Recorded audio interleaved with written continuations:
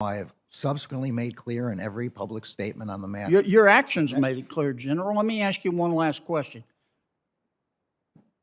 When men follow a United States senator who happens to be a female into a women's room to harass her about her beliefs, why is that just part of the process, as President Biden says?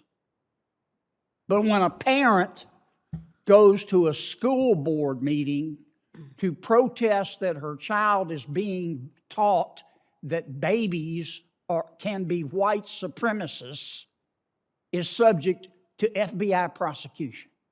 Hey everyone, welcome back to the channel. Today, we're diving into a fiery exchange between Senator John Kennedy and Attorney General Merrick Garland during a recent Judiciary Committee hearing. There's a lot to unpack here, so let's break down what happened and why this matters. Before we jump in, if you're passionate about understanding key moments in politics, make sure to smash that subscribe button and hit the bell icon. All right, let's get into it. Were you worried that you would be fired if you didn't issue the memorandum? Senator, I'm not. I decided on this memorandum on my own. I don't care. I said from the very beginning, I've taken this job to protect the Department of Justice, to make independent determinations with respect to prosecutions and investigations, and I will do that. Okay. I'm not concerned about Sorry to interrupt, General, but I don't have much time.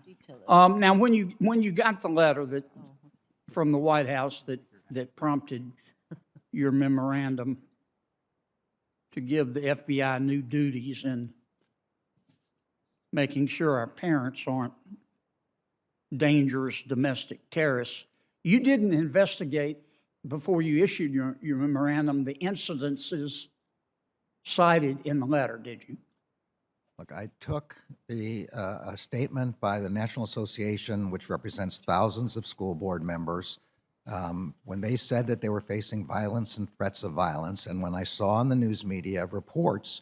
Yeah, but you didn't investigate the incidents in the letter, did you? No, this is the first step. This is an assessment step. It comes before investigations. The purpose right. Before you issued your memo, you didn't investigate the incidents.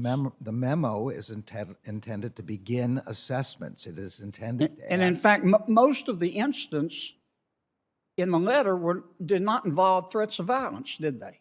I think that's correct. Most of them did not, and they would not be covered by either federal or state law. I agree with that, and they would be protected by the First Amendment.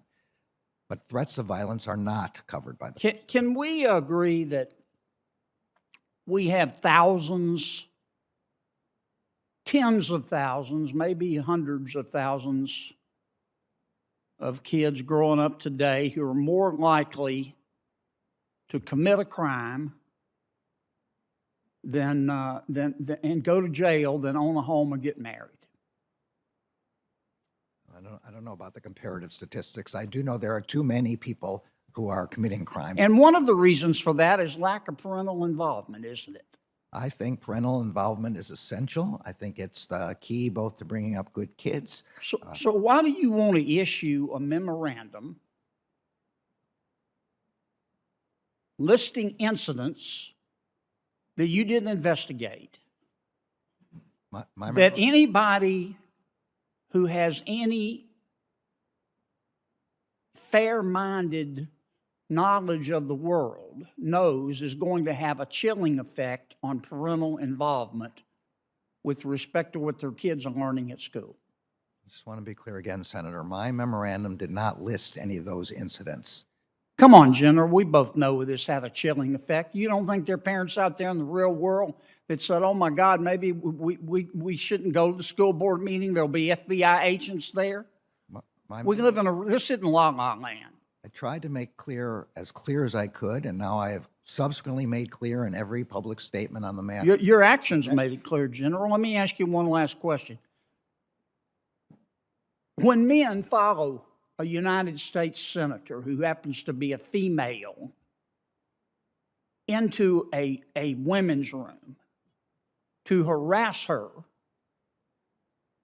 about her beliefs, Why is that just part of the process, as President Biden says? But when a parent goes to a school board meeting to protest that her child is being taught that babies can be white supremacists, is subject to FBI prosecution. The description that you just gave, that parent is not subject to FBI investigation, and there's nothing in this memorandum that suggests this. We protect United States senators against threats. The first big moment in this hearing, Senator Kennedy questioned Garland about a letter from one of his U.S. attorneys. The letter suggested parents protesting at school board meetings could be prosecuted, even for repeated phone calls. This letter opens the door for criminal charges against parents for what many consider normal, non-violent expressions of their views. Kennedy's concern?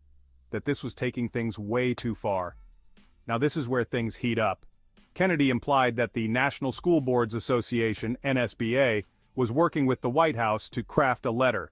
Once finalized, it was sent to the White House, who allegedly pressured Garland to act. Kennedy was basically saying, the White House is calling the shots here, Garland, you're just carrying out their orders. But Garland denied this, claiming the memo was his decision. So who's pulling the strings? That's the million-dollar question, and it's what Kennedy kept pushing Garland on. Garland didn't back down, though.